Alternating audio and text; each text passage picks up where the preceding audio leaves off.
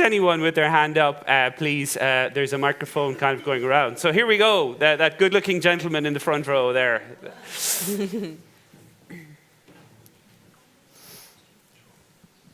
Hi, I'm Vicente Pascual from Cabify, a ride-hailing company, for those of you who don't know. And my question here is regarding net zero in urban transportation. I think that the big change, what's coming, it's electric cars. And I think that there is a really big challenge on the grid, on how can we scale the grid to provide energy for all these cars that are going to come, and how can we scale it and still give a reasonable price for the charge. And it has happened recently that charging your electric car was more expensive than charging an old one, a petrol one. And my question here is, are we prepared for that? And how do the models work for 40–50% of electric cars on the street? Okay, scaling the grid. Who wants to take that? Ferrovial, you're a big company. You do everything. Sure, Can you scale the grid? I know that I visited Iberdrola yesterday, and they seem to have loads of flashing lights and things like that. They seem to be on top of it. I think this is one of the examples where the ecosystem should work together. Yeah. Because when we look at the business models of electrification in cities, from a pure infrastructure company, it doesn't work. And from the utilities point of view, works not always, but sometimes. No? So we need to work together, I think, to have network of charging points and so on. No? But it's a clear challenge of this. I mean, and it's not the same in Madrid, in Spain, in London, because the typology of the cities is totally different. Now you see, in the US also, they're having a huge challenge. Even the plan Biden is promoting a huge investment, billions and billions, and it's not happening because I think it's not still ready. No? So there's a way still to go and huge upfront investment to be done. Okay, Nina, will we ever get electric ships? There's research being done on it, but I think electrification for that large of an asset is not really the best idea. Currently, there's a lot of research being done on things like ammonia or biomethanol, or also e-methanol, so different ways of producing it. Hydrogen is definitely a big hope, but it's also going to take a couple of years still. But I think it's also a question that came up when you answered very well isn't it beyond the infrastructure? Isn't it especially also a question of, because you were talking about the costs, right? And that's I don't know what it's like in Spain, for example, but in Germany, the cost of electricity is also it's dependent on the highest price at the market. Yeah. So renewable energy, even though it might be cheaper than the fossil-based ones, you just pay the same price. And I think that's also government instruments that can be changed. Sure. Yeah, I know there was a big discussion of the German electricity market. The rest of Europe has kind of copied a lot of what Germany does. So when you're making laws, please have consideration for other countries, because we'll be copying you the next day. Got the biggest laugh of the day. God, I never know what makes you guys laugh. It's anyway. So I mean, automotive, Raquel, that's your. That's your territory. So, I mean, is there much discussion of smart grids and grid that can for electric cars? I could say that from the product perspective, from the vehicle perspective, we have done our homework, right? And we are prepared to deploy the vehicles. Still, affordability is a key issue, right? So we are really making really big efforts in order to develop those economies of scale, in order that component system modules and the car in the end will be electrical, will be affordable for everyone, right? So still there, still affordability is one of the, I would say, one of the variables that can slow down the penetration of the electric vehicle. Grid also, of course. Also, the origin of the energy, right? If it's not renewable energy, are we really achieving the goal, or are we contributing to the goal? And actually, from the very beginning, the automotive industry has always defined that according to the necessity, according to the application, specific technological solution should be developed, right? So not necessarily everything should be electric. Maybe for big transportation, we need to think of hydrogen or other utilities, right? We have been advising, working together with the European Commission, right? Trying to, establish some recommendations. And again, trying to remain agnostic, technological agnostic, according to the application. We will be there. I mean, we have proof along the 100 years of history of the automotive industry that we are competitive, that we are resilient, that we are one of the biggest contributors in Europe in terms of R&D. So we are ready, we are used to that. But okay, let's do not think only in one way, right? Let's try to be very broad, open-minded, and develop solutions for specific needs. Okay, that's very politically done. You love everyone and you agree with everyone, and there's everything. Yeah, again, I know, but progress. I come out from an entrepreneur's thing that who's in the way, Raquel? I mean, everyone likes to get on with people, but ultimately someone has to break a few eggs to make an omelette. Yes, but also, AIC is a collaborative platform, right? Okay. Our objective is to accelerate innovation, to bring in a quicker way, in a more efficient way, new solutions to the market, not only in product, but also in process, right? I mentioned it in the very beginning. We need also to think, and we are working on that, right, to manufacture, to design, industrialize, and manufacture goods in a more efficient way, from the energy efficient, but also in terms of CO2 footprint, right? Sure. So that's also part of the equation. Let me go back to the questionnaire. I mean, the question's coming. Let me just quickly go back to the questionnaire. What's your own view on this? Can we get a mic over there? Yeah, Sai.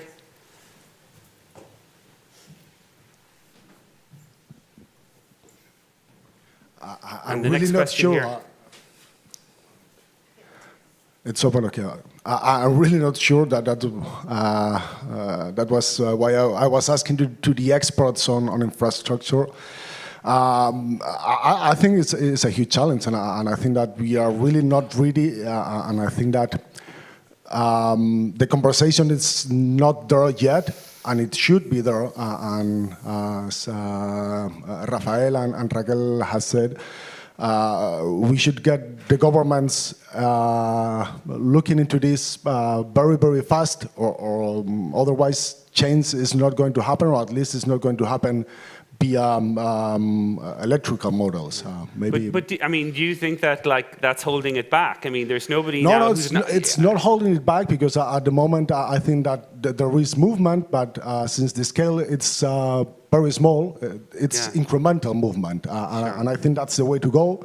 But what would you do? What would you do if I made you king for a day? What would you do?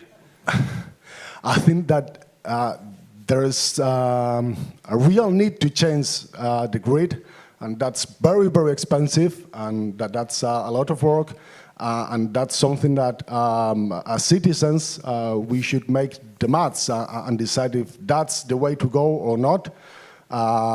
So that's way before than we arrived there. Yeah, so that's going to Red Electrica and saying you guys need to bit like Elon Musk is doing with his Twitter people, sleep in the office, and Is that what you're saying?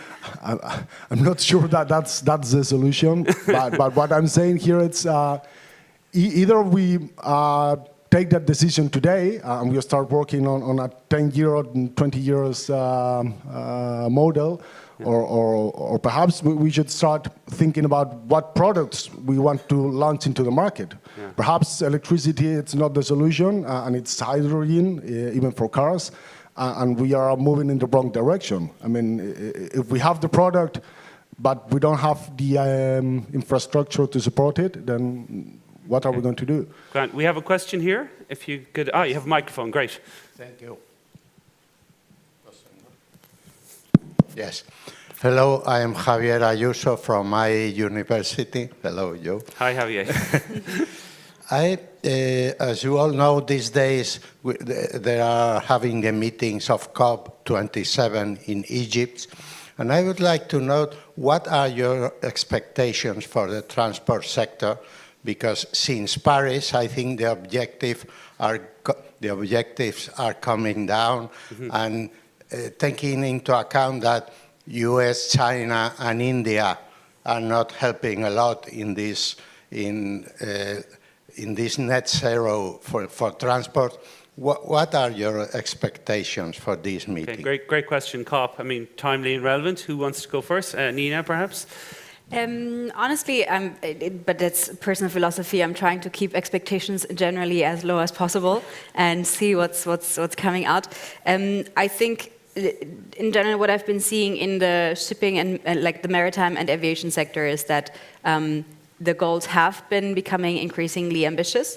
Like we've started with the IMO at like net zero by 2070 or something, or 70% net zero by 2050. So going way beyond the goals that have been set in the Paris Agreement. And there's been quite a big shift, mostly from the private sector, from individual companies, in a more ambitious direction. And right now we're at, I think, net zero around 2040.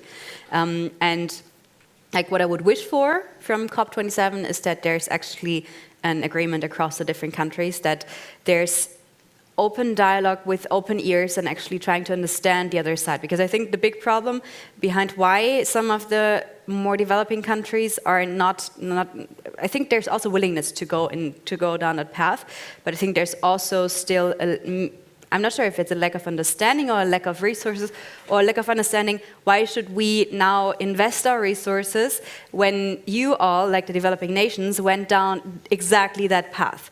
And I think that's still a big part of the problem, that we as the developed nations who have gone exactly that path and who have caused most of the problem are now demanding them to take new paths without supporting them.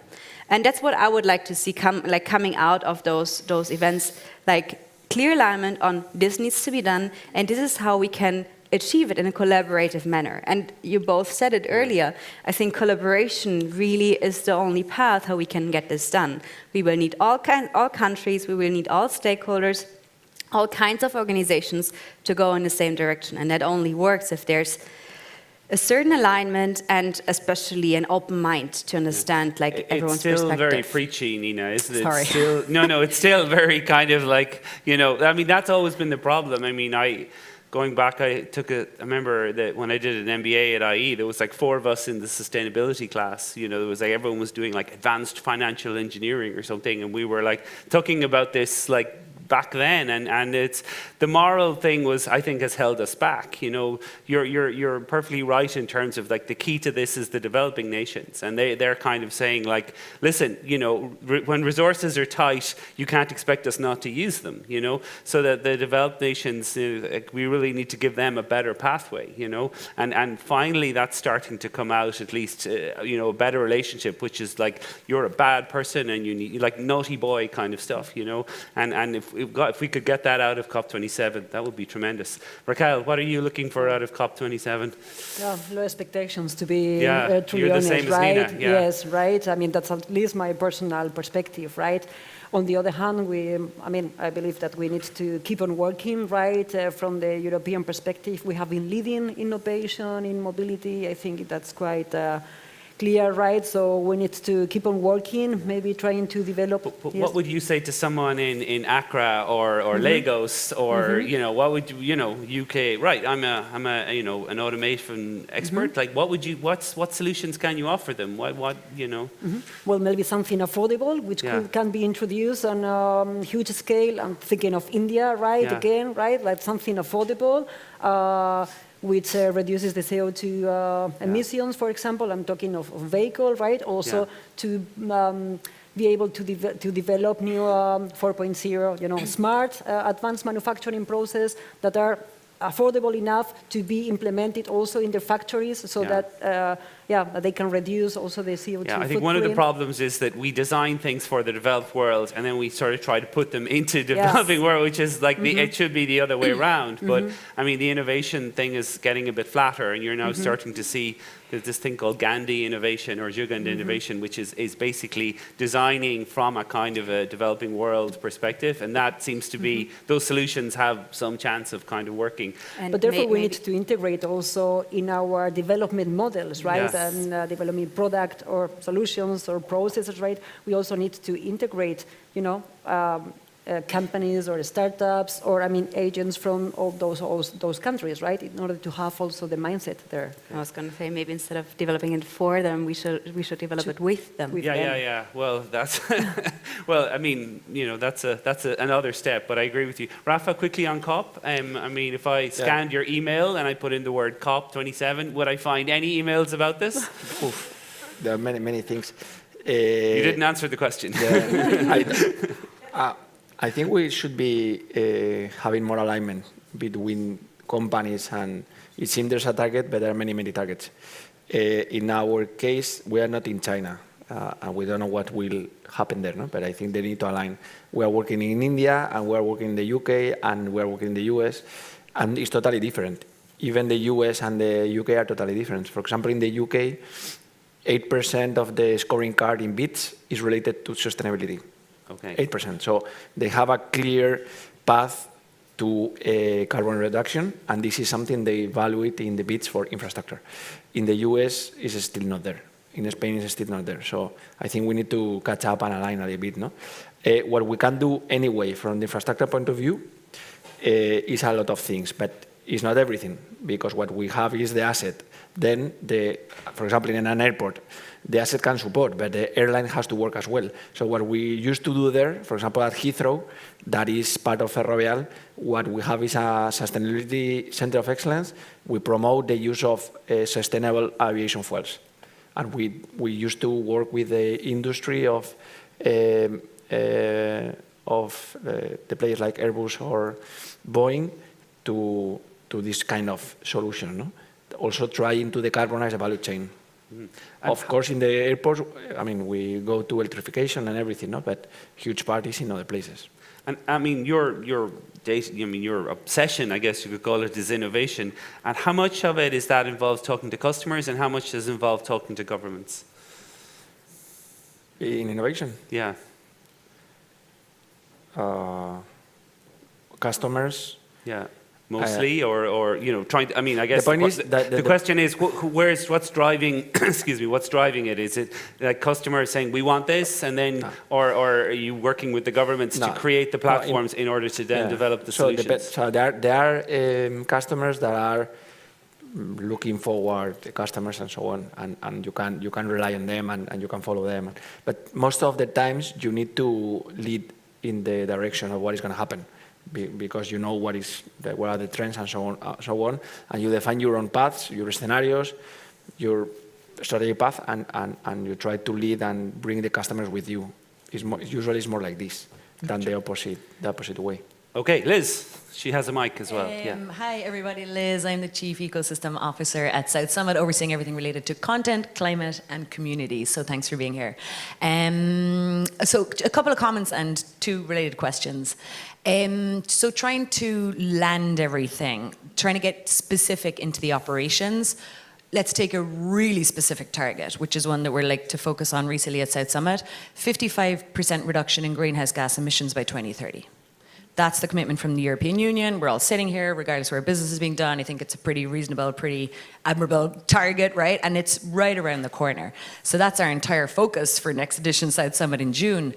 And that's a very specific roadmap. Now, the nut we're all trying to crack here is growth and hitting that target. So the UK, for example, last week, right before COP, announced their aviation industry committed to be net zero by 2040 with a 70% increase in traffic. Right? So that's the nut we're all trying to crack. And there's gaps in that roadmap, and that's where innovation comes in. And to be clear, we're talking disruptive innovation, which is awesome, which is something we're all kind of expert in this room and been promoting for years. Disruption doesn't happen without pain, right? Doesn't happen. Joe, I'm thrilled you're in the sustainability class, but I think what we need today is advanced financial modeling. Right? So my question is into the operations and how we get there. What metrics have changed in your business units? What are you now reporting that you used to not report in tracking how you're implementing this roadmap within your own companies, let's say? And have you seen or explored or just seen examples of business model innovation? Because at the end of the day, we all want to grow our businesses. I don't think we can slow down capitalism, essentially. So how do we increase average revenue per user without flogging more items? For example, Fairphone out of, I think it's the Netherlands, an incredible kind of circular economy company. They sell phones, their manufacturers are competing with Samsung and the big guys and Apple. But they take subscriptions because instead of selling you more phones, they encourage you as a customer to send your phone back and they repair it and they send it back to you again, right? So it's an ongoing circular economy. It's a subscription model essentially, but for a phone manufacturer, not for an operator. So have you seen any business model innovations? Are you considering a business model innovation where you can increase revenue, reduce production, and try to get to those targets in an aligned fashion? And what are the new metrics that you guys are reporting to get there, let's say? Okay, metrics, guys. It always comes down to metrics. Yeah. So, Nina, you're German, right? Metrics, your thing, right?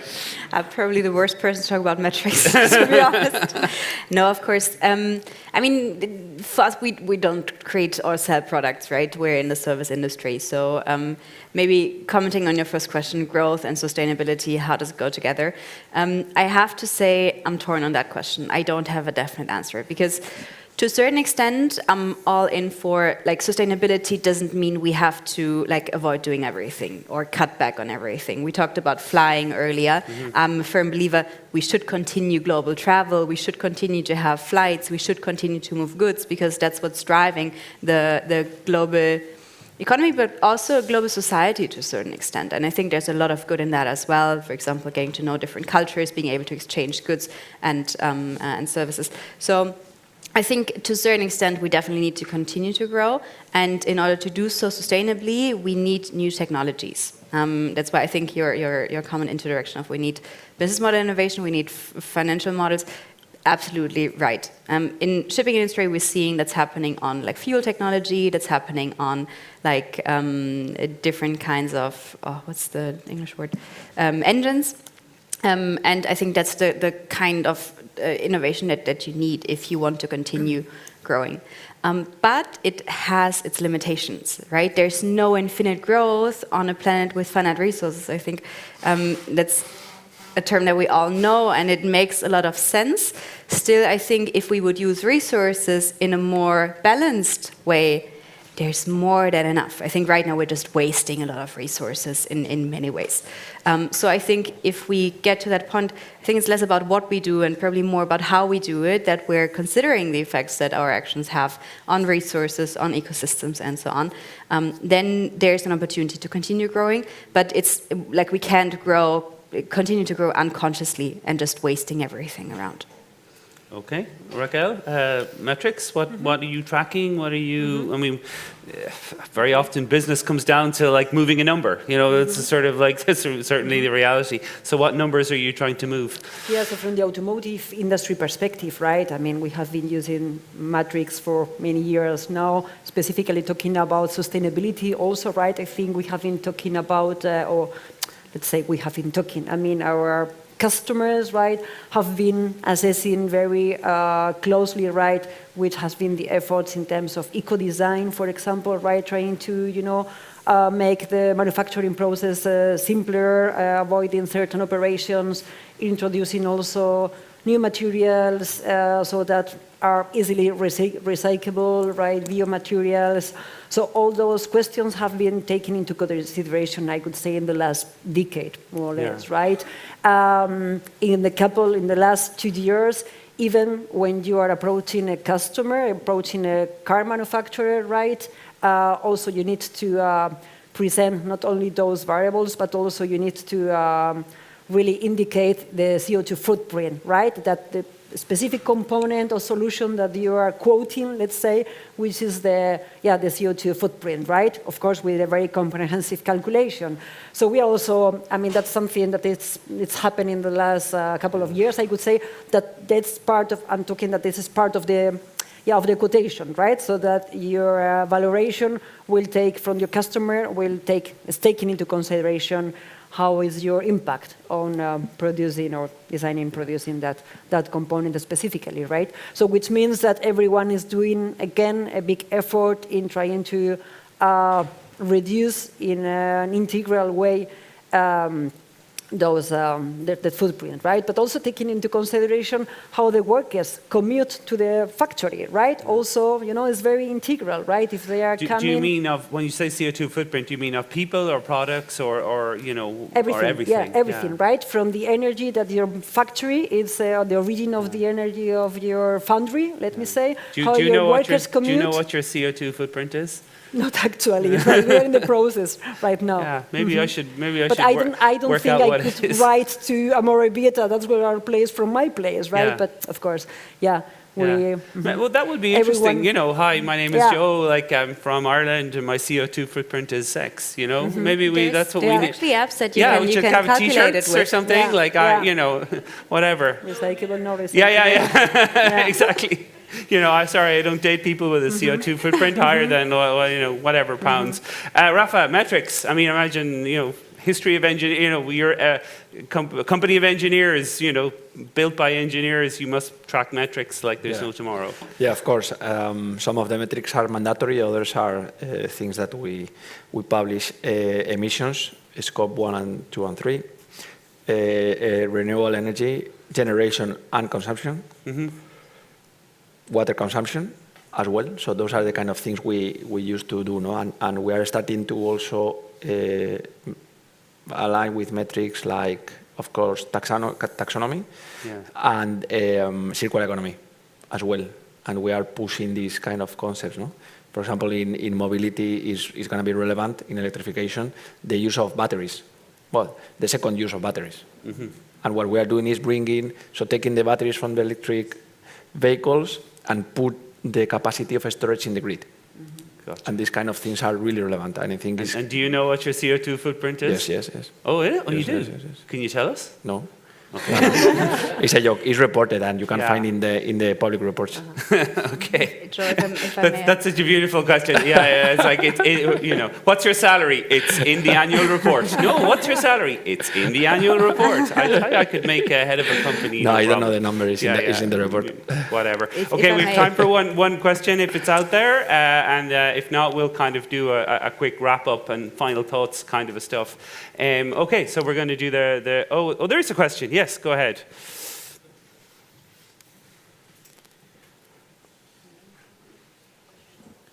Hello, my name is Ian from Wally. Just more holistic opinion. How the European Union said that for 2030, 2035, in the European Union, there is a lot of different kind of countries. We're really short on time, so can you hit me between the eyes? Yeah, make it short. That is like we don't need more diesel or gas cars from 2030 to 2035, and we all going to change to electric cars. Yeah. So actually, you see that's viable. It is the path, because for us right now, we have 10 years. Sounds very holistic, like impossible. Okay, it's impossible that we're going to have Noah. What do you think about that? Can you fast forward 10 years? Well, we'll go to Raquel on the automotive stuff, I guess. Really, will there no diesel cars in 10 years? Or will they'll move the deadline, right? I think we all It's know. very, very ambitious, right? And I think this week, a couple of days ago, I think the Commissaire Breton, he even expressed that he is like doubting if we are going to, or he has, there is certain clause to review that goal, right? Because it's really ambitious. Probably when the goal was set, right? Political issues takes long also, right? And even though we have been talking about that goal for 5-6 years ago, right? Currently, with war in Europe and the situation with energy and the post-pandemic situation, war right? in Europe is sadly becoming the reason for everything. It's like, I know it's a reason for it things, seems but like it's the like, excuse, right? But it's a fact, Yeah, right? yeah. And so it's really ambitious to be there, right? Actually, the law is that from 2035, no internal combustion engines cars will be won't be able to be sold, right? So you can still drive, right? But there won't be any internal combustion engines to be sold in the in the dealers. You guys do make highways and stuff like that. How do you feel about is this something you track? I don't know. What is sure that will bring new business models. Yeah. For example, because if fuel is reduced, the taxes will be reduced for the governments, and it's going to be huge. And they will need to compensate this with another tax. Okay. And mostly will come with a pay-per-use. Okay. So I think when you put it like that, we can see that this is going to be fudged. Okay, Nina, the last word is with you. I always like to leave on a happy, positive, optimistic note. So lie to me if necessary, and telling me, yes, 2035, there'll be no diesel cars. Honestly, I think that's exactly the level of ambition that we need. Right now, it's not about like, will we be able to manage it or not? It's about, this is where we need to get, so let's do everything that's in our power to get there. And again, I can only emphasize, we need all participants in the market, all stakeholders to drive towards that goal. And then I think we need to find ways, I think just not selling new cars with combustion engines is a good compromise, right? Then you can still use the sustainability of the old cars, drive them until they're gone, and potentially use newer technologies in the freight forwarding sector or in the logistics sector. We have biofuels to do that because ships have a lifespan of 20 to 30 years. And then from there on, you take the new technology, whether that's electric cars or hydrogen or whatever is coming up in the next 10 years. 10 years is actually still quite a long time. And then let's see. But we should definitely strive for that. Okay. With that, we're out of time, so it just remains me to thank Rafa, to thank Raquel, and to thank Nina, and to thank the questions from the audience. And my name is Joe Haslam, and it's been a pleasure to moderate this panel. Thank you very much. Thank you very much, Joe. Thank you to all the panel. I love the idea of the carbon footprint being the new Tinder. Maybe it will be. Very fascinating conversation. So we're on to our next startup showcase. Some really exciting companies taking the stage, all about mobility. They've come from Egypt, France, and Germany today, so we're really grateful for them to take the journey. So without further ado, let's get cracking. The first company is coming from Germany, HeyCharge, which creates electric vehicle charging for apartments, offices, hotels, and more. It works underground and costs less thanks to their patent-pending secure charge technology. Its founder and CEO, Chris Card, is here to tell us more. It's all yours. You've just got 3 minutes. Don't forget. I'm going to chuck you off the stage if you go over. It's anybody's guess whether I'm going to fit into 3 minutes, but I'm going to talk fast and give it a try. So hi, I'm Chris Cardet. I'm the founder and CEO of HeyCharge. Years ago, I brought my first electric car home to a city center apartment, and I ran headfirst into the problem of installing charging. And it turns out I'm not alone. 80% of charging will take place in these private and semi-private environments, yet the current products are built on public charging technology. And that tends to miss the mark in terms of reliability, complexity, and cost. So why is that? Like we took a deep look into what it took to set up a site on that current technology, and we found that steps 1, 2, 4, and 6 on this diagram were problematic, but most importantly, all rooted in the fact that these things require connectivity. So that led us to invent Secure Charge. And with Secure Charge, we disconnect the EV chargers from the internet. Our own users are relaying data from our management platform in the cloud to the chargers over Bluetooth. And that gives us a site setup process that looks like this. As you can see, a substantial improvement. And that gives us amongst other sources of cost savings, a total cost reduction of about 47% for a typical 10 charger site over 10 years. That's significant. So how do we productize this? We actually run on 2 models. On the left, you see our embeddable tech platform. This lets us work with B2B customers to embed that Secure Charge technology into their own products. But of course, we still provide a turnkey full-service product for that original user, me in a parking garage in an apartment building.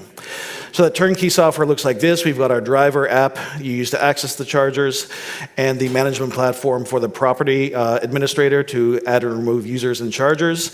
But maybe more interesting is our SDK, which allows our software technology to be embedded into anybody else's app, and likewise a hardware development kit that lets you embed the technology into a third-party wall box with a few weeks of engineering. We even use it in our own wall box. So our target picture is basically HeyCharge as a kind of middleware at the center of every EV charging transaction, enabling a charge port at every parking space. We have a multi-phase strategy to do that. We're currently focusing on phase 2, which is basically embedding and white labeling that technology into third-party products, ultimately leading to an IP and licensing ecosystem. Our management team spans 2 continents, bringing expertise from tech, automotive, utility, consulting.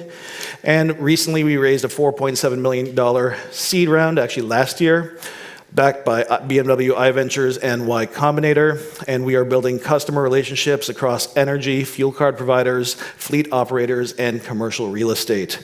I did it, 10 seconds left. I'll take questions.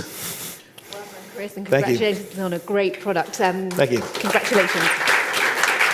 Actually, I just assumed there are questions. Are there questions? Yes, there are. Okay, We've got a couple amazing. of minutes. Hands up for questions for Chris, please.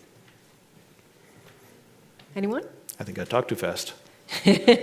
You answered it all. There's one. Go ahead, the guy at the back in the black.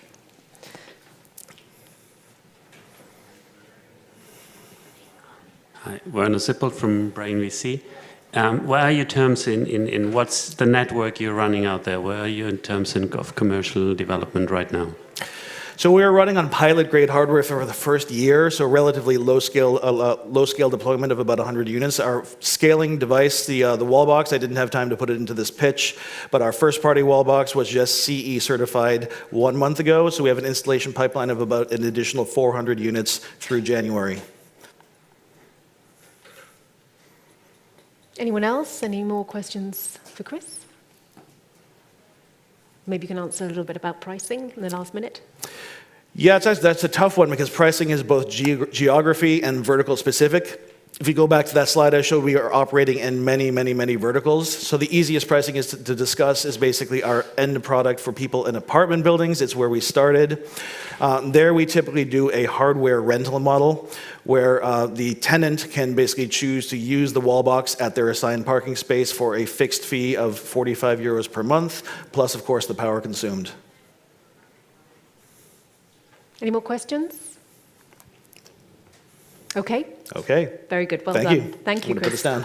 this down. Next up, from France, Micromobile, a secure recharging, locker and solar charging station for electric soft mobility devices. Its logistics and technical director, André Dage, is going to tell us now how it works. Over to you, André. Hello, everybody. I present our solution by a video, and you can see the 2 points, the problem and the solution that we solved with our solution.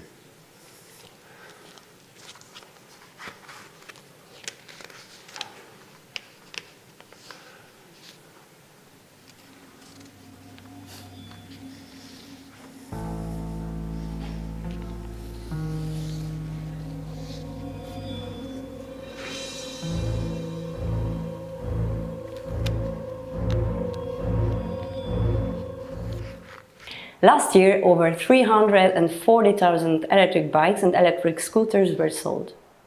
You have probably bought one, but the question is, where do you park it while shopping or working, without risking ending up like more than 300 people stolen per hour in Europe? And where do you recharge it in your long journeys? The Urban Smart EcoPark, developed by OBW, offers you the solution with its individual recharging lockers and secure storage.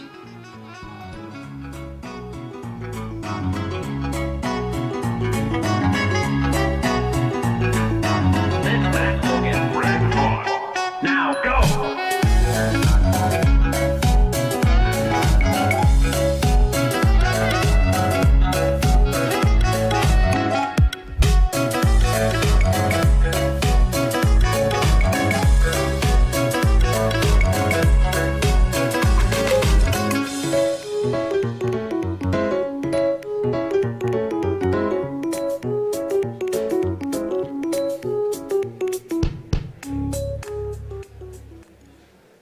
We provide a real service to local councils and public or private companies for their citizens, employers and customers.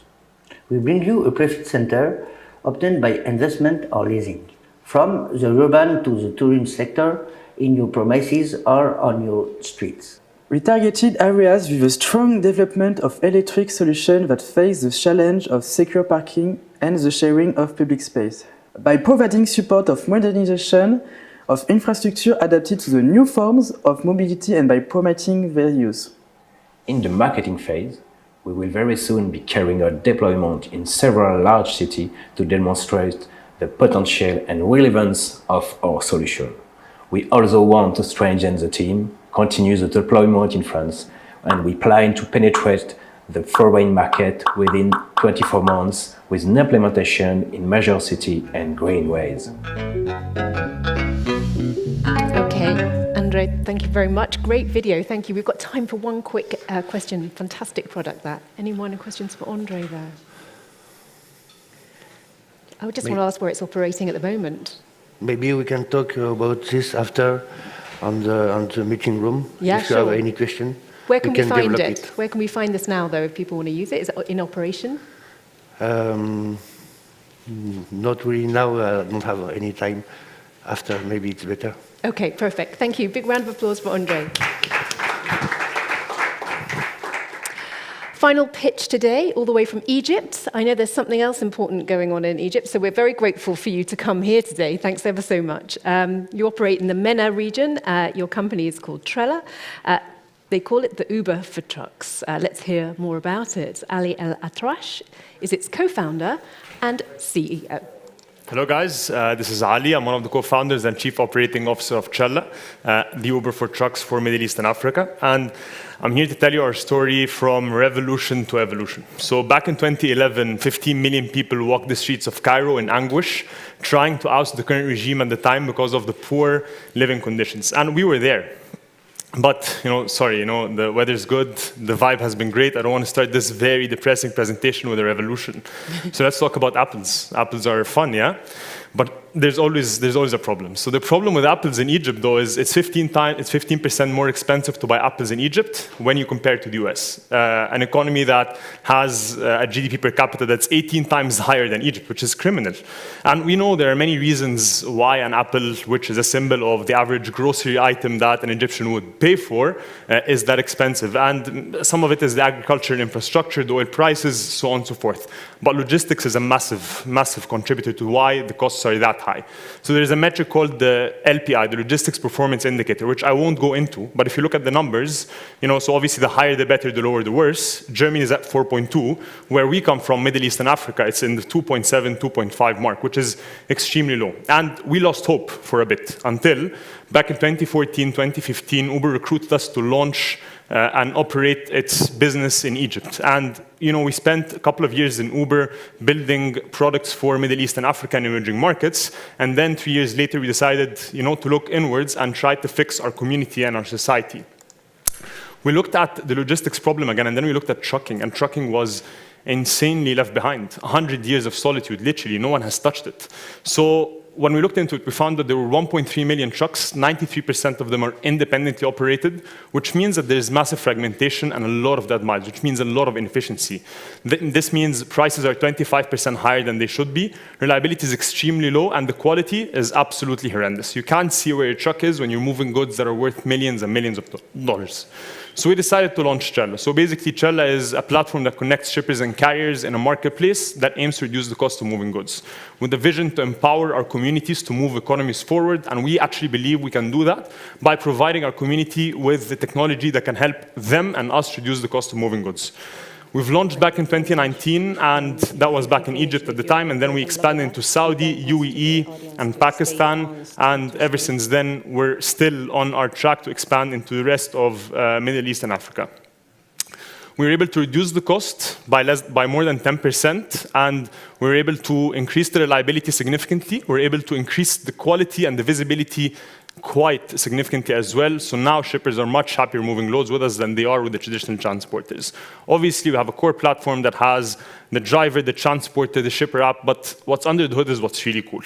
We have a lot of work that has been done on an IP level to help us actually increase the efficiency through moving backhauls, leveraging our scale through introducing bidding on the carrier side, having a bird's eye view for the shippers so that they can track and trace, which is something that is not there at all, and integrating within our shipper platform and a carrier platform.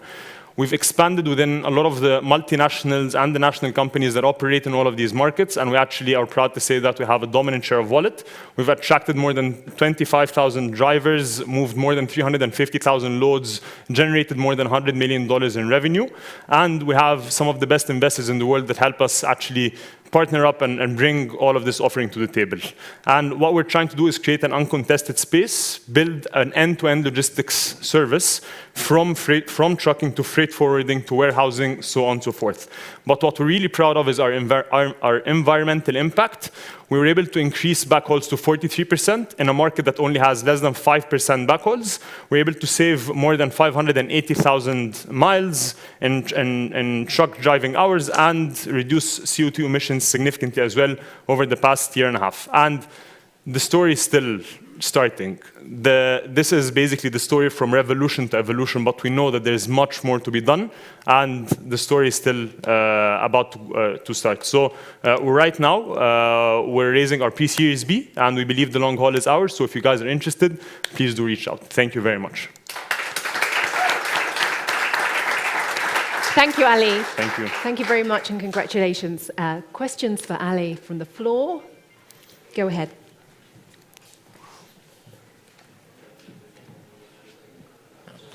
Hi, Ali. Well, you know me well. I'm from Danny from The Nest. I'm wondering, what's your vision for Trella for the next 5 years? Sure. So a very good question, Danny. So look, I think there are a couple of things to look into in our space. Yeah, I think we started this because we actually wanted to reduce the cost of that apple. Yeah, we wanted everyone in Egypt, in the region, in a developing market, to feel that they can live a very fair and very kind of good life without having to go through revolutions every other year.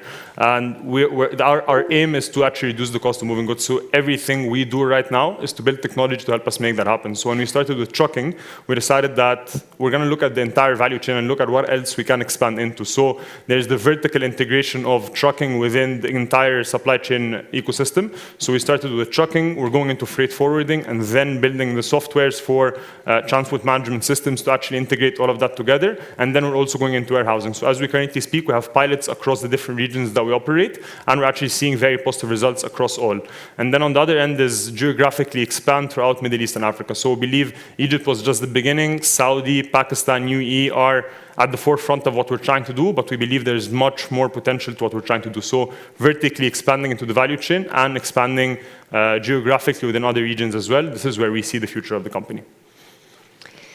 Great stuff. Thank you very much, Ali. Thank you for speaking right. so quickly, because time is short, as always. We really appreciate it. Thanks to our 3 participants in the Startup on Mobility. These are the change makers, the innovators, the leaders of tomorrow, of course. Now, we've got one more discussion, so we'd really like you to stay for it. It's going to be such a good one. We're trying to create a lovely, intimate, cozy environment. So if you're feeling brave at the back, you might want to come forward, because you're all sort of disparate and you all don't look like you want to collaborate and get to know each other.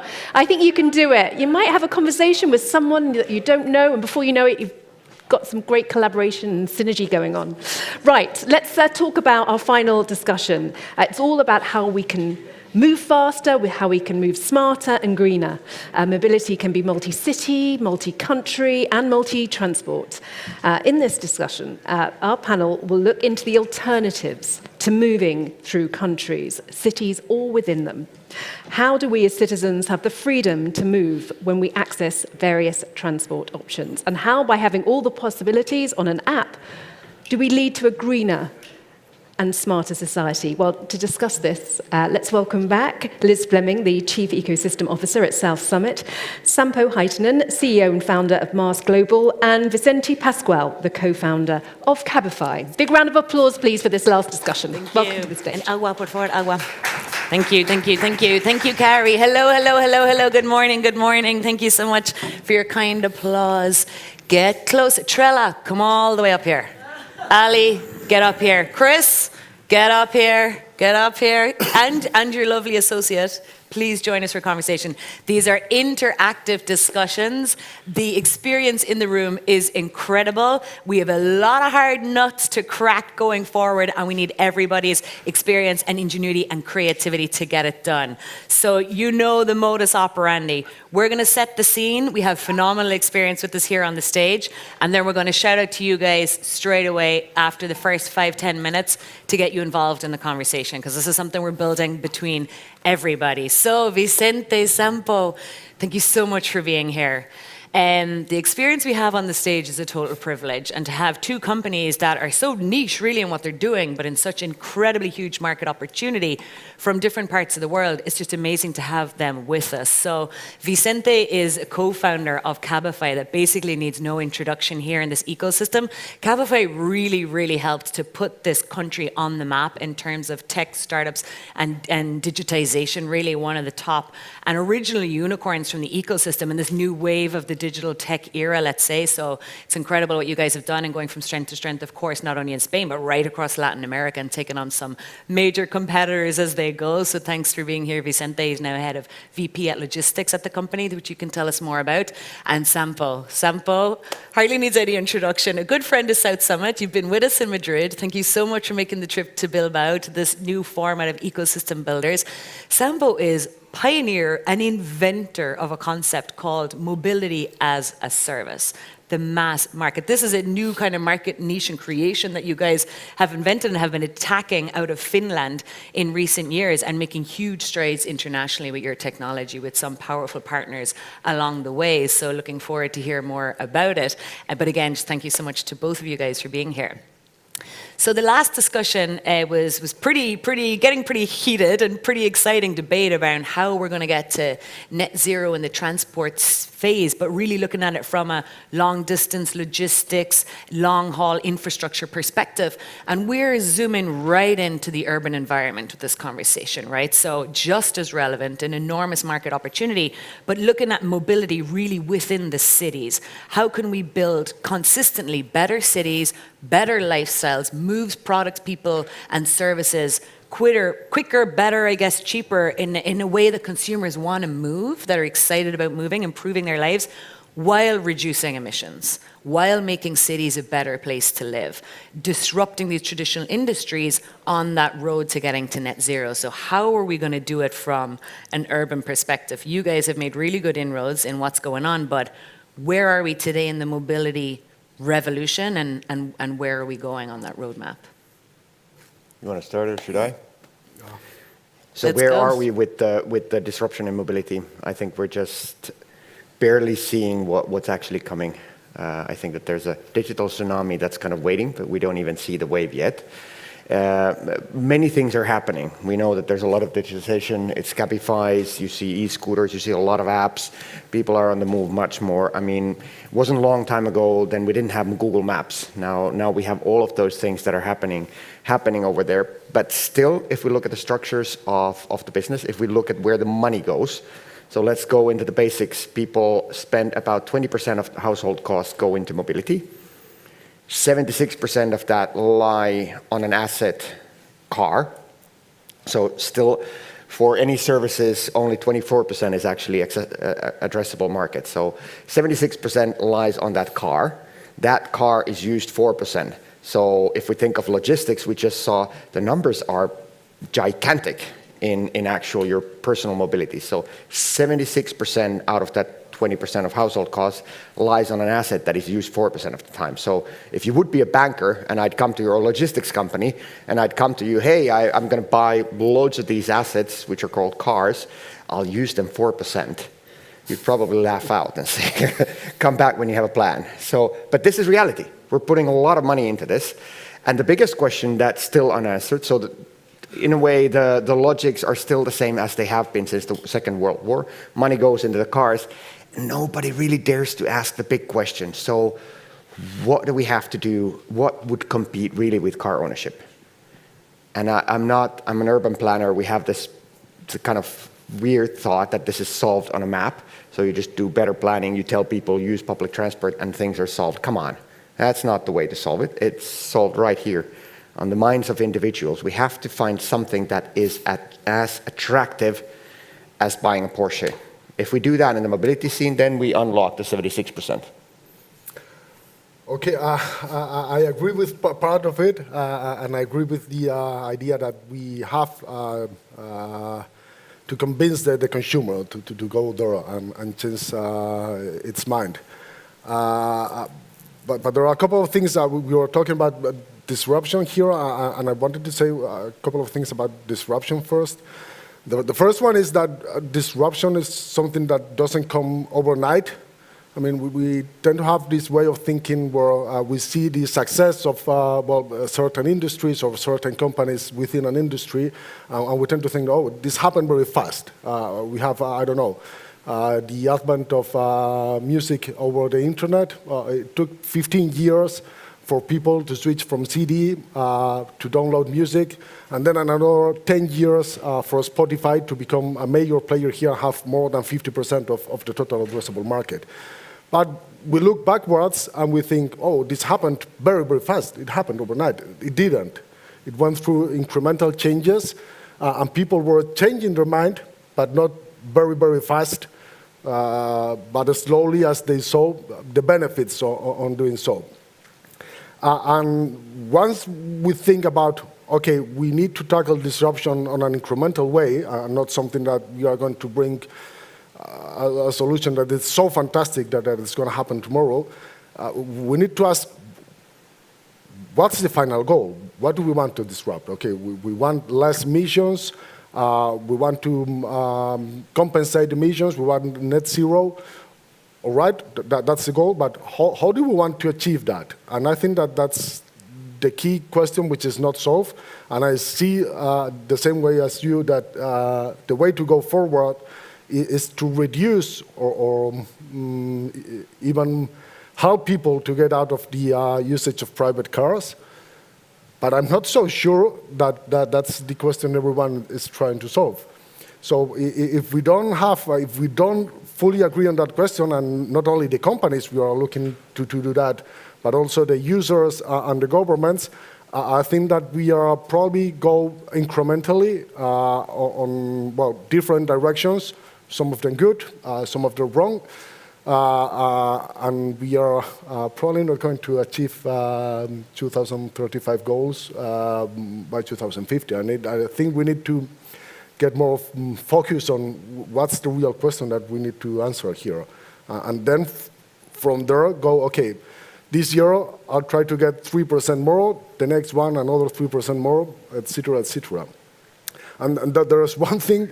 And I think that you agree on this, or at least that is what I think, is that the usage of private car is deeply ingrained into people's mind. And before coming here, I took a look to the statistics of modern transportation within Bizkaia, and they haven't changed in 20 years. People were using the same amount of public transport 20 years ago, the same amount of private transportation 20 years ago, the same amount of walking, the same amount of bike usage, and there has been a lot of changes on the street, and we have bike lanes, and we have better public transportation, and we have better everything. People, the way people move hasn't changed. And I agree with you in the idea we need to help people go there, but what's the first step?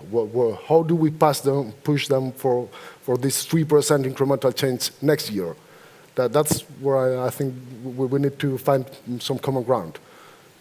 Yeah, I love it and I appreciate that. I think you've put two very different but related topics on the table, which I'd love to double click on now. And one is the issue of the car, right? I'd love to go there. And the other issue is the pace of innovation, right? So I think they're both super relevant, and let's double click on each of them. The car is a luxury item, and this is fascinating. First, the impact in the market in terms of market value, expenditure, emissions, congestion, everything else related to it. I think it's fascinating how you've recognized, of course, how did we get there? How did we get so far that every citizen in every city on earth feels a sense of entitlement about car ownership and that I can leave my belongings anywhere I feel and I want in the city 24/7 without any kind of restrictions? And the minute you start closing off city centres and you're not allowed to bring in private cars, there's disruption and people are kind of freaking out about it. So how do you design something attractive enough, as you're saying, to replace? How do you motivate people to get out of their car, let's say? Because, I mean, let's be perfectly honest, people are buying electric cars because they like the electric cars. I mean, obviously Tesla pioneering that, let's build a really super high performance, sexy car that's somewhat affordable and it happens to be electric, and this is why people are buying this. So, I mean, the solution is absolutely not replacing every car on the planet and satisfying demand as it grows with electric cars. We know simply in terms of even congestion city living, that's not even physically possible. So how do we flip that perspective? And I have to say, it's tiny percentages of the market, unfortunately. I guess people within the ecosystem, well, everybody's using Cabify, everybody's using whatever else and other different options, but that's not necessarily the case when you look at the numbers. So I do have to say Cabify has gone at least a little bit along that way, and of course Mas Global too, in offering the service, the kind of attractiveness of the service, right? So it is a very appealing option as opposed to just hopping in your car for short haul and everything else in your most traditional product offering. But how are we going to make that flip where it's as attractive, where people are investing that much of their income? This is mind-blowing that it is such a large percentage of the market and such a large percentage of expenditure. How are we going to make that flip? Or what is there a business model innovation there somewhere that you can extract some of that market value, which is an enormous opportunity, but redirect the appetite of the consumer in some way? Do you have any further ideas about how to get around that? Yeah, let's first start with the misconception that we tend to have all the time is we're embedded with the idea, I heard it already twice, that, you know, because we people, we kind of love to own our cars. That's actually not true. Not true anymore. There's a change in that one. If you look at even the statistics in US, the youngsters are getting their driver's licenses later and later. This has been ongoing for about 20 years. Now, we did a really big study around European cities. As we speak, it was pretty much everywhere the same number, 38%. 38% of people are actually actively looking for an alternative to their car ownership. The bad thing is we don't have anything to offer them that actually does the same thing. Because what is a car to you? It's your freedom. It's kind of your freedom insurance. Yes, it is lots of other stuff, but ultimately it's the freedom insurance. It needs to give you a promise of anywhere, anytime, on a whim, just like that. So 38% means that in Europe today, we have 70 million car owners that are actively looking for a solution. And I would say that as an industry, we're failing them. No one else can actually offer this promise of anywhere, anytime, on a whim. We're doing a bit of asking wrong questions in this also. You know, for example, that we're solving an urban transport thing. Actually, for the people, we're not. If you live in Madrid or you live in Berlin, you probably have the car in order to get out of the city. You have that, you can do your inner city stuff, but nobody else goes out from your perspective and says, okay, I'll be your operator, I'll take care of 100% of your trips, whatever the thing is. I mean, I come from Finland. There's a lot of lakes over there, so people have the excuse in Helsinki, with really good public transport, everything works perfectly, but they have the excuse because, you know, you need to go to the countryside, and people do that 5 times a year, and then they have their huge SUVs in the garage that they use 5 times a year. But people are okay with this. I'll take another number from Tokyo. In Tokyo, where in order for you to actually buy a car, you have to have a dedicated parking space, and you can imagine how much that costs. Out of those millions and millions of cars, over 50% of those cars are used once or twice a month. Now, this would be kind of you thinking people are silly, but what we really need to do is try to get into the minds of people and say, okay, how do I get the same money? And this is the thing, you're saying, okay, how do we do it? Let's do it. How many of you have a car? All right, now it's Friday afternoon. Let's try to convince you, what do I have to promise? So that you know, give me the same money. This is extremely important that you have to give me the same money that you're paying for it. On average, Europe, that's 616 euros you're paying for having that car. So you'll give me 600 euros. You're making, you know, 15 euros to yourself. What do I have to give you for that? Let's say in Bilbao, if I give you all the public transport, all the taxis, all the car shares and rentals that you have here, would you? Probably not. Okay, let's go upwards. I'll give you the whole of Spain. Put Portugal on top of that. So, you know, any Renfes, any e-bikes, any car shares, anything that you can ever think of, all yours for a month with the same payment. 600? Hey, we have 1. That's good. 2, 3. Oh, yes. Okay, let's top up the game. I'll give you the whole world. I mean, when you're in London, use whatever black cabs and subways and whatever you do, New York, every door in the whole wide world opens to you. And I'll add in something. This is a funny thing because out of the big money that people are spending, so 20% of household costs, 76% goes to the car, 50% of that is capital value, 75% of that is brand. Let's face it, you probably don't have the cheapest Kia. I'm a transport engineer. You can try to convince me that you have rational reasons for buying not the cheapest car, and it's not true. So out of the value, it's between 5 and 7% of your income goes into buying a better car than what you need. It's a lot of money. That's actually more money than the whole other sectors. Putting all the Ubers and Cabifys and everything together lies on that you want something fancier than that. So we have to give you something more. How many of you have your dream car? We have one? You really do? Honestly? Wow. Outside of Abu Dhabi, normally no hands up. In Abu Dhabi, all the hands were up. Yeah, I have loads of them. That was good. Now, okay, I just gave you the whole world. On top of that, I'll give you a garage full of beautiful cars. I mean, we have them. There's a lot of car rentals and car shares. So when you drive, I mean, you can take the Tesla. You can take all of those things. I'll give you some nice additions as well. When the bars close, you have a golden button that makes sure that within 2 minutes, you always get a fancy taxi. When it's Athletic Bilbao game, after the game, the app will say that, hey, your taxi is waiting here. You don't have to wait with the rest. Would you give up your car already? Anyone? Any more than the 3? This is the important part. So it's actually extremely important that we come up with the Tesla of mobility, because that's where it starts. I agree that it goes with the incremental small changes. That's nobody gives up their cars immediately. But at the same time, car industry was extremely good year 39 that they came up with a vision of the world. They came up with this Futurama, and we all bought the idea that freedom is cars. And somehow we still kind of believe it, even though the youngsters don't. It's fascinating. Guys, I want to invite you to the conversation to participate. Chris is dying to get in here. Another question over here. Thanks, guys. Chris here, Sai at the front, if you want to get Chris in first, and then this guy, if that's okay, because we were just engaged. Thank you. I don't think, there we go. Hi, I'm Chris Cardet, with founder of HeyCharge. I'm not trying to be contrary. I was actually waiting for you to ask why. Because I think the question is, how do we want to use our cars?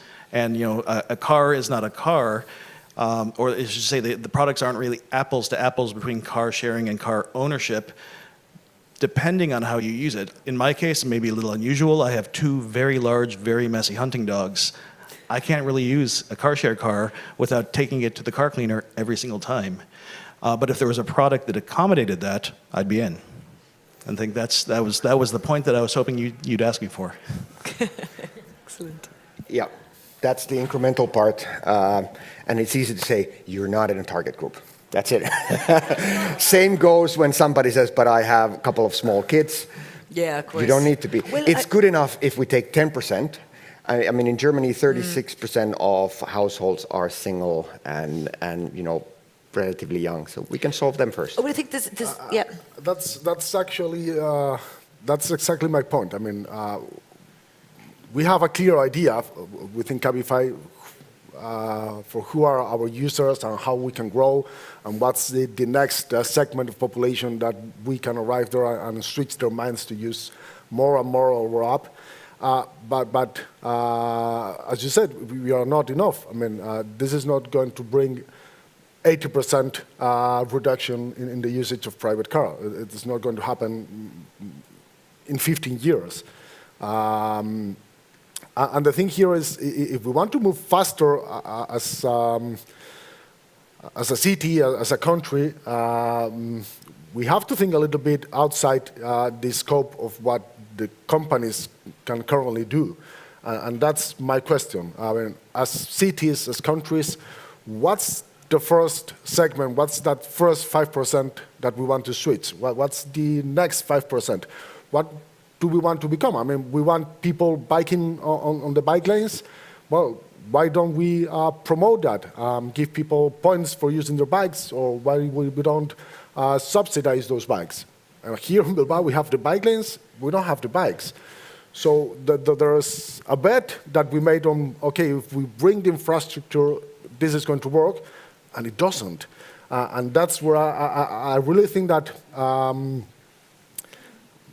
as society, we need to find out what do we want to change, why, and how do we move people that way. As companies, I think we all have very clear how to go to the next step. But as societies, I think that's something that's faltering. Well, this is what entrepreneurs are great at, right? Making a plan and implementing on it and squiggling along the way and figuring shit out, right? To be blunt. So are you guys talking directly to the city of Madrid and the place that you operate in? I mean, you must be having conversations with local authorities, no, for the implementation of your systems. We do, but in mobility, I think that the cities have it really hard. They're used to fixing mobility problems with the way that, okay, let's put a tender out and somebody wins, because that's how you pave roads.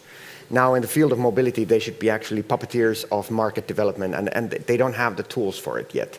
And this is probably the hardest. They really want these things to happen, but they don't have the ways to actually implement these kinds of things. That's the hard part. Milan is doing a good thing now. Understood. Thank you. Question here. Hi, my name is Rui Duarte. So I'm working in a company called Arval, so part of BNP Paribas. So I think so we are one of those entities that fund thousands of vehicles every year. So we are responsible for example, for 50,000 vehicles put on the road every year. We have 1.5 million vehicles circulating as we speak, so polluting, doing all those things. But for us, as big corporations, so it's very, very clear that we will electrify. So the part of moving, being greener, etc. So half of our fleet in 3 years will be greener. So it will pollute less, and it will be, let's say, part of this change. Yeah. I totally agree with Vicente. So in the point that the public authorities really should accelerate the incentives, because, for example, I don't know if people here on the room knows, but next year in Spain it will be mandatory to have, let's say, sustainable mobility plan for all the big companies. It's mandatory. They will be fined if they will not do it. So big opportunity there. So the state is expecting transition plans, if we want to say it like this. Another law that we saw that will come out, it's the low emission zones, starting at 50,000, not employees, but inhabitants in the cities. So you cannot circulate on this road here next year if you'll not be electrified or, let's say, etiqueta cero, so what they call here low emissions. Yeah. So the state is doing, but on a fiscal point of view, at least from our perspective, we see some subvention schemes. We as individuals, at least in Madrid, you can obtain 600 euros maximum, I think, if you want to buy a trottinette, a patinette or these kind of things. I don't know if you are aware, but the money is there. But it's so limited from the perspective of an individual. Yeah. So I think something is there, not enough. So not enough to go faster, from my perspective. And from a corporate point of view, from a B2B point of view, I totally agree with the colleague that is mentioning the MaaS. So we are working on the MaaS solution for B2Bs, and I think from, let's say, from again a public incentive, so on a fiscal point of view, on the in Spain it's called the IRS, yeah, so the IRPF. So we should be incentivized. So there should be a reduction, because I'm willing to deliver a mobility budget for the company that sits over there on the top of the hill. If there is a tax incentive, yeah, that if people pay less taxes, if they use the mobility budget that you are speaking about, people will change. And so me, as part of the companies that delivers 50,000 vehicles on the road, so I know that I will deliver less vehicles, more mobility solutions, but it needs to be a win-win-win situation. So sorry for the long. That's actually a really good one because I have a point to that. The taxation. It's funny that probably one of the biggest hurdles in creating mobility solutions is actually the taxation. This is the funniest. Last couple of weeks I've been with big corporates. They would love to get from Arval or someone else, on top or instead of a company car, a mobility solution. But including, we were just talking about Spain, and this big corporate said that in Spain it's so madness with the taxation. We don't want to get into it because it's just too complicated. You would have to do, you get a company car, you get it, that's it. You don't have to worry about it. If you get a mobility solution, you would have to report all your trips separately and all this, which is, come on, in these days. And this is the whole of Europe. This is we're living bananas. like in an absolute madness. At the same time, we're talking about greener solutions, and then we're actually, probably better, out of the new cars that come onto the roads, roughly about half of them actually come through Arvals and ALDs and others, 1/3. This is absolute bananas in a country where employees and companies thrive off restaurant tickets. Like if you could, for little coupons, paper, if you can do that in the tax come on. I can tell you from another industry, an example.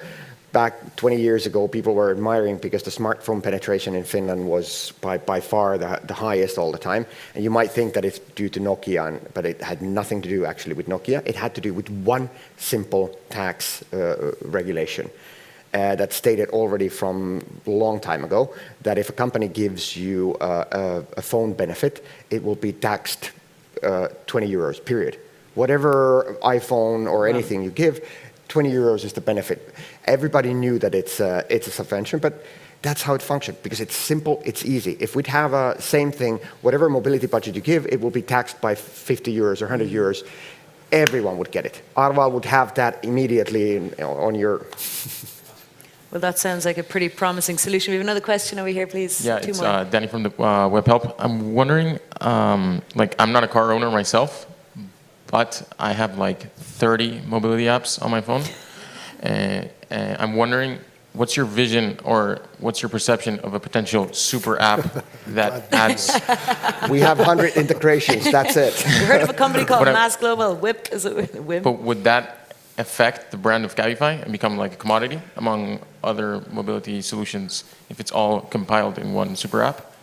That's a very good question, and actually we do believe in mobility as a service, and that's something that we are already pushing in Spain. We do not only have ride-hailing services, but we also have asset-sharing services. You can rent a car, and you can do lots of things with our app. And our vision is that within our ecosystem, you can find all those solutions. Probably not worldwide, in every city, in every country, but in the cities where we are operating, you can find that. And the thing here is, how do we differentiate ourselves from the rest? How we don't commoditize yeah. thank you, our service and bring something different. And that's what, as a company, we are trying to do everywhere. So things that we are doing differently.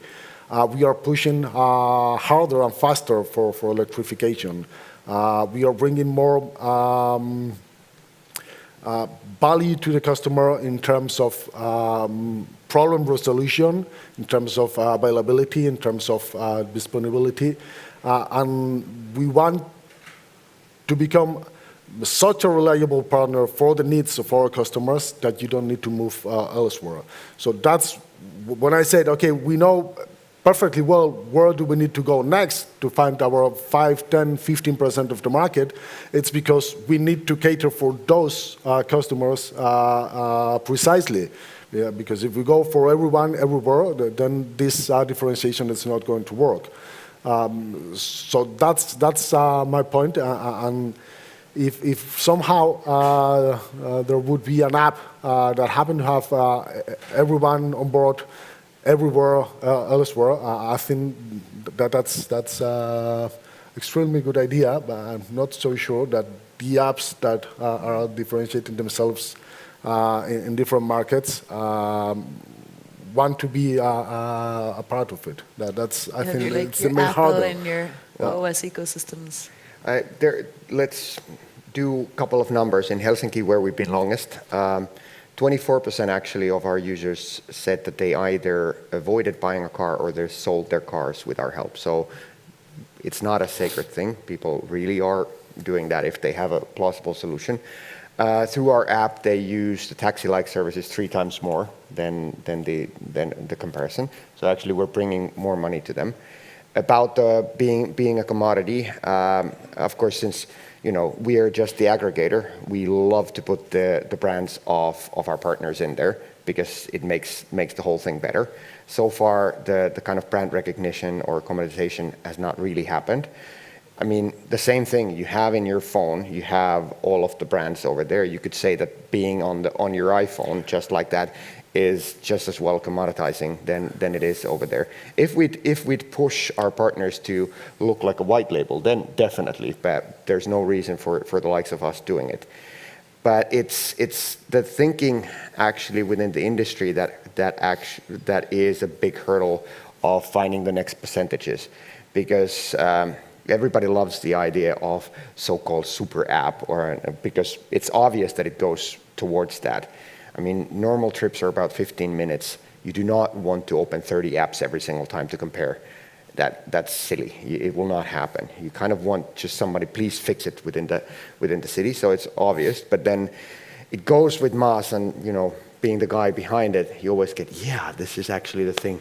I will do it alone. Because everybody has read the books about platform economy, that you need to be in a bottleneck position. Sooner we get over that within the industry, the better. The platform economy is not coming to mobility, it will be an API economy. And there's, like in a nature's ecosystem, nobody controls forest. It's just the forest, that's it. And the same applies. The sooner we get over that it's not going to be a whim ecosystem or anyone, it's just an ecosystem, and we're just part of that, the better it is. One of the biggest illusions we tend to have is that there is a micro-mobility industry, there is a ride-hailing industry. For people, there's just actually my moving around industry, period. Yeah, it's fascinating. So on the way, watch that space. Is another question here, please? Can you hear me? Yes. Yes. My name is Arun. I'm part of the other accelerator program, but you had mentioned at the start that if I could offer you X mobility service for your budget, but could you approach it from the other side, that if I can help you cut your budget? And I say this, that I live in Berlin, and over the summer we had in Germany the €9 ticket, which allowed us to travel across Germany for €9. Except the high-speed trains, we could use everything. And I know people who drove 5 minutes to the grocery store, shelved their cars for those 3 months, and bought the €9 ticket, and we now have a €49 ticket coming. And I noticed that Bilbao is amazing, but there are very nice bike lanes. I don't recall seeing one bike on them. As an industry, of course, it's pretty easy to say. It's the biggest question for economic growth, because economic growth tends to come from where you can make huge productivity leaps. We just went through how much money you're spending on an asset that is used 4% of the time. So definitely there will be. I talked about this concept of having a Netflix of mobility, this mass concept, with the former CEO of Nokia. One good thing he said was that make sure that you do not become a utility business, because then it's all about the cost. So actually, I would say for the industry, one of the biggest questions is this roughly 7% of household cost that goes into the brand of a car. How do we maintain that money and it doesn't go away? It is, because we'd kind of like that the industry has chance to develop and it doesn't become boring. But anything outside the car, let's really face it, car is the only thing that is priced on value. Everything else you buy per minute, per kilometer, per tariff, per things like that. And if we get out of that type of pricing, then we're good.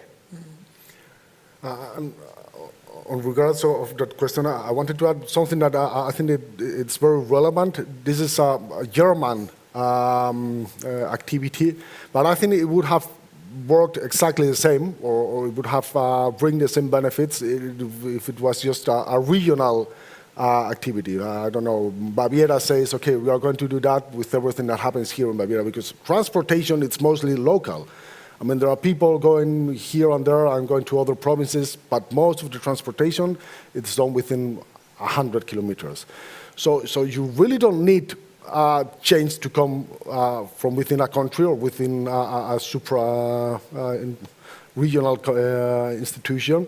You need to make that change happen locally. And that's where coming back to your answer previously, that's where I think that there is the difference. I mean, you don't need a transportation super app that brings you anywhere in the world. You need something that helps you locally, right here, right now. And that's where I think that there is the opportunity to bring actual real value for people who are residents of Madrid, residents of Barcelona, residents of Berlin. That's where I think that local or local-focused companies can really make a difference. And regarding what the German government did, I think that's the kind of question we want to ask in terms of disruption. I think the question here is, okay, if we make this almost free, are people going to use it?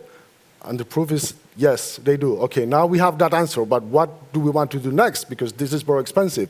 Well, what's the next step? What do we want to change in people on the long tail? But I think it's a great experiment, and it's a great step on the right direction of finding out what really makes people change. It's an exciting opportunity, and I guess there may be some kind of an air mile opportunity in there where people are paying but different services for different budgets. You know, we can do it this way. We've been playing around. Let's go to Arval, for example. You give to a corporate X, you give this kind of mobility that includes the car and go the cost. So, but you do it, you decouple the price, so it's a fixed rate. Let's say that you just gave me that 600 euros. I have to take care of all your trips, whatever you do, give you a car when you need, and so on. This means that every time you actually accept to walk, bike, use public transport, my actual production costs go lower. So I should incentivize you. Let's say Arval is giving you this kind of thing, and they will probably say, okay, if you're good walking using public transport, we'll upgrade your flight, or next time you do take the car, it'll be a premium one instead of this and this. So the key really is that you go into this mode where you decouple the price from production cost. And in business logic, if we get to a point where I can actually give you money for walking, then we're in a good place, also for sustainability in city. But we have to combine these innovations of business logic with the sustainability city needs and the user. a lot of it is making a lot of sense because my health insurance company should be giving me money for walking. It's all interconnected. One final, Sai is in charge. Do we have time for one or a couple of questions? Couple of questions, awesome. So I have a question over here, and we have time for maybe 2 or 3 more questions. Hello there, Lorenzo from Catacomb. I'm from Milan. You cited before. I own a Lynk & Co. So €500 a month, and I can return it anytime. And today is making money for me, so I rented it out through the app. But still, I don't want it.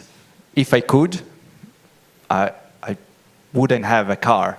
But I'm in the large majority that needs a car for that 4% of the time, because I go every weekend on the lakeside, and it's 50 kilometers from Milan, 40 kilometers train, and then the problem is the last 10 kilometers that is not served at all. So what can you offer me?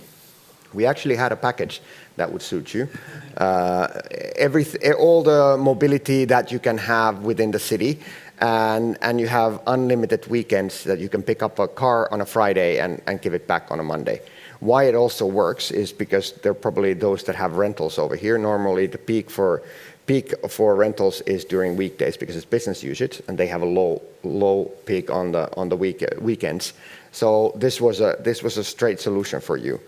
maybe because I referred to this, Milan, it's the first time a city has done a tender in the world on mass, where they will start giving you vouchers for mobility. So they're putting 2.4 million out to the markets, which is actually, it's the right way of doing. They didn't pick the winner one, they just said, okay, we'll pre-qualify these and then we'll give these mobility vouchers. I think that was a smart move. I think it's such an attractive opportunity, I think, from a business perspective and from a user perspective, because I would say it's the first time in my life, part maybe from social media and stuff, where technology has actually evolved at the pace of my personal evolution as a consumer, which is kind of amazing, because I was telling these guys, I landed in Madrid 11 years ago. I'm Irish. In Ireland, we have cars. Everybody lives in the countryside. Everybody lives 20 kilometers from everybody else. You know, it's amazing. It's wonderful. It's a utopia, but, you know, you really need a car. And I was like, landing Madrid, get a job, get a house, get a husband, you know, whatever. And I was like, get the car, get the car. Get the car. And it's 11 years since, and every time I had a new need, kids, car seats, valet, they kept adding on the service layer. Weekend trips, like, you know, it used to be, okay, short trip is one provider, then I have to go to frickin' rent a car for the weekend. No, you know, nightmare if you can never go through that experience again. Now the short-term rentals are offering weekend. It's kind of insane how it has evolved really quickly, because usually technology is kind of like, it's really far away, but I want that usability today, but it's still 5 years from market. Whereas in mobility, it has been fast. The pace of change of innovation is probably more realistically incremental, but it feels like it's fast enough, let's say, to kind of satisfy these needs in a timely manner, which is quite exciting. And there's actually so much more to do, because I think that the thing here is that you have changed, or transportation availability has changed at the same line that you did, but not all of the people have had your personal journey. I mean, most of the people still need to change, and I think that there is huge opportunity there, and even bringing the right solutions for them. I think we need to keep pushing. I mean, and there's a mentality shift there for sure. And I think, to be fair, if anything you guys are lacking, branding, marketing, luxury, freedom. Because ironically, so for most of my life, I had a car, the better. Luxury, freedom, mobility. I now feel that services provide way more freedom, because I don't have to park it. I don't have to worry about drinking or not drinking. I don't have to worry about what time I'm getting in and out and how many hours and do they check the meter and I don't know what. So, you know, in terms of positioning and how you get it out there, it can offer a lot more freedom financially and every other way. That's the thing where you just have to admire the car industry, how well they have done I think in the history of mankind, or the business history of mankind, the car industry has been probably the most successful ever in doing it. You know, if we were rational for everyone, and you can challenge, I'm a transport engineer, I can go back, it would be much smarter that we all use public transport, and then we take a bit of taxi and we rent a car and do all of that. But for some reason we don't, and we put loads and loads of money into this, and the way that they've been able to brand it is just brilliant. And for us to, I don't like it being in a business where we're trying to kind of preach you shouldn't have a car. That never really works. We have to have, it's all about dreams, and we have to come up with a better dream now if we really want to compete. But it's like, you know, if you're really in the competition, you know, I don't think that the players in Real Madrid really hate Barcelona. They admire the guys. If you look at Federer and Nadal, they really, you know, they really admire your opponent. You have to love the ones, and they are good. Absolutely, and what they're doing. We have time for another question, so yeah, no? We get a mic over here. I'm Portuguese, by the way, so north-south, yeah? The typical story about the Nordics, yeah? So we see that in Norway, at least the figures that I have, 60% of new vehicles, when speaking about the vehicle, it's electrified, yeah? Why isn't it happening in Spain? So in Spain, it's 6%. Yeah, 6%, 6 in 60. But there's always a reason why. And the taxation again, the incentive schemes again, are completely different. We tend to say that, you know, the Latin countries, so south, let's say from France until Portugal, we say, yeah, we own the vehicle, we like to own the vehicle because we are Latin. But the Netherlands is different. No. It's the incentives, because exactly like you guys said, if you work in the Netherlands, you are paid by the mile, that you do on bicycles. You are paid, you are incentivized to use the bicycle. So I think that everybody in the room, if you are paid like 20 cents per kilometer from home to the office, commuting, well, I would tend to use the bicycle, no? So the faster, it depends also. So the industry, at least my part, we are doing it because, of course, we understand the paradigm shift. The ownership, and we see it on the figures, at least in Spain, more than 50% of the leased vehicles are coming from individuals. So there's a big market there. So the vehicles are not being bought. They are being funded by us. So we put the money and the usage, it's there. So something is happening, yeah? But it could be faster. It could be faster if companies like big corporates, I see the Tower of Iberdrola there. So these companies have a big impact, and the state should give the conditions to accelerate the transition, in fact. There are good ways for that. I mean, real estates, there's a cross-subsidy we don't know too much, is that you have to do parking spaces. In European cities, normally the real estate developers, they make a loss out of every parking space between 10 to 30,000 euros per each.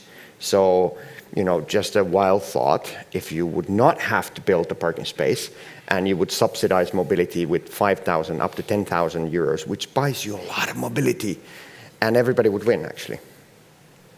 Yeah, it's fascinating to see how all the industries are becoming more and more interconnected that way. It's impossible now to isolate them. And again, I think that's exciting because that's really where innovation happens, right at the intersection. Any final questions, guys? Because we're going to start wrapping it up for our grand finale and closing off this first-time event here in Bilbao. Any other quick, dying, burning questions? Otherwise, we are going to thank you so much for being here, for participating, for your fantastic questions, your knowledge, and sharing your experience, and for engaging with us. But please give us a warm South Summit Ecosystem Builders Bilbao welcome, and thank you to Vicente and Sampo for being here today. Thanks very much, guys. Excellent. Thank you. Thanks so much. What a brilliant discussion. Thank you, Liz, Sampo, Vicente. Lots to think about, lots to challenge ourselves with. That's it. I mean, it's been a really fascinating couple of days. I hope that you have enjoyed yourselves. I hope you've been inspired and made to think differently. That's what it's all about. We've met some great change makers, some innovators, and some thought leaders of tomorrow. Thank you so much for being part of this first ecosystem. It's brilliant. It's been fantastic. We hope to see you. We've got South Summit coming up in Brazil in March and also in June, where the target is to reduce our emissions by 55% by the year 2030. That's the goal, so we'll be discussing more then. But in the meantime, enjoy the rest of your time here in Bilbao. We've loved having you, and we'll see you again soon. Thanks ever so much. Bye.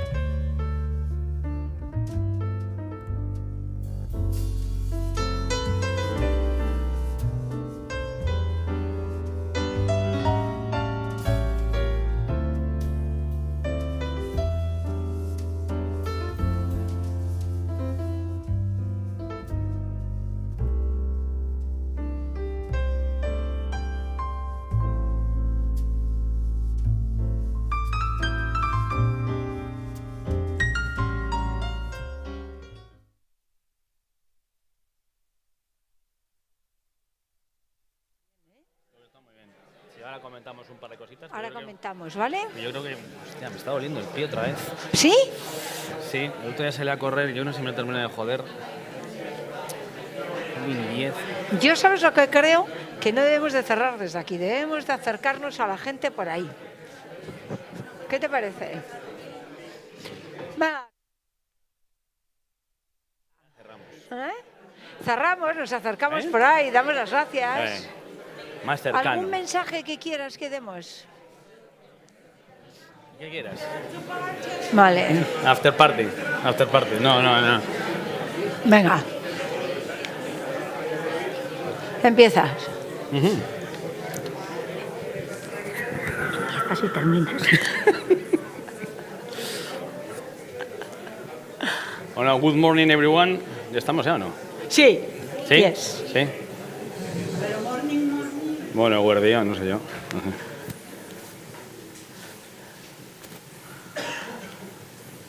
He tocado esto. Perfecto. Bueno, hi everyone. Firstly, thanks Maria, and thanks for organizing everything. Thanks to you, and thanks to your team. I think that we opened this tower. It was in September.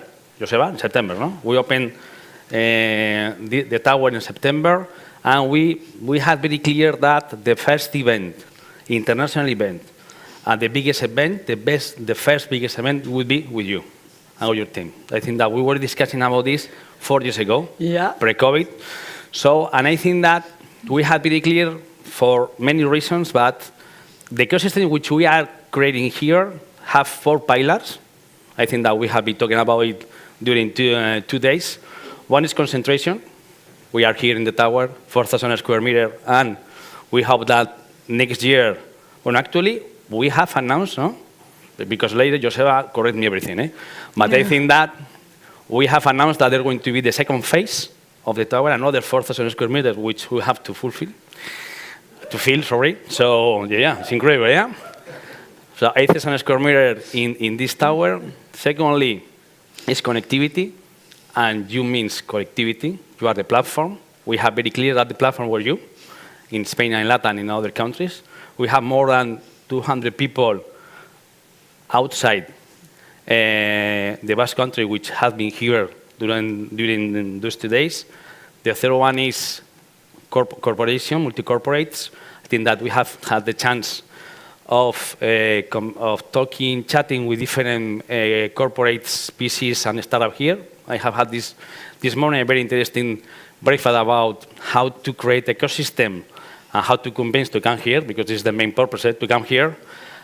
For this taxation, we have been talking about taxes during those 2 weeks, and the fifth pillar is 4+1 is community. And I think that this is community. We have been here 2 days, working, drinking coffee, having lunch, and interacting. So I think that thank you, everyone, for coming here.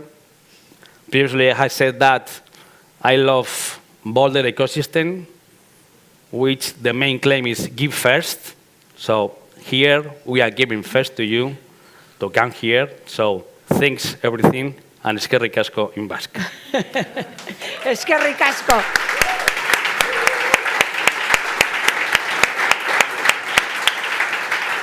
Eskerrik asko. Now you say very well, eskerrik asko in Basque now. Eskerrik asko and Joseba. No Joseba, eh? And Joseba. Yeah. Well, thank you to everyone. Thank you for coming. Thank you for making community with all of us. Always making community, and as Unai said at the beginning, the most important thing is people, the person. And here we are, the talent, and that's what we really want to share with all of you. So thank you to the teams, our big team from Biscay Startup Bay, from South Summit, and from all the different teams that we are here together in this incredible community. So I don't want to say anything else, because I think that everything has been said. You are invited to after party. Yeah. At Nora, 8 p.m. in in Muelle. So if you want to taste, apart from the tower, the city, Yeah. the city, The night of Bilbao, come to the after night party as of well. Bilbao. Okay. So everyone is invited, and here we are. I think that I want to congratulate Vizcaya Startup Bay just for having this incredible tower, because I think it's going to be our place. We have hired the sun as well, eh? Yeah. Here we've had the sun. So thank you really very much to everyone, to the teams and to everyone. And now have great fun. And tonight, please, everyone, to After Hours. Thank you very much.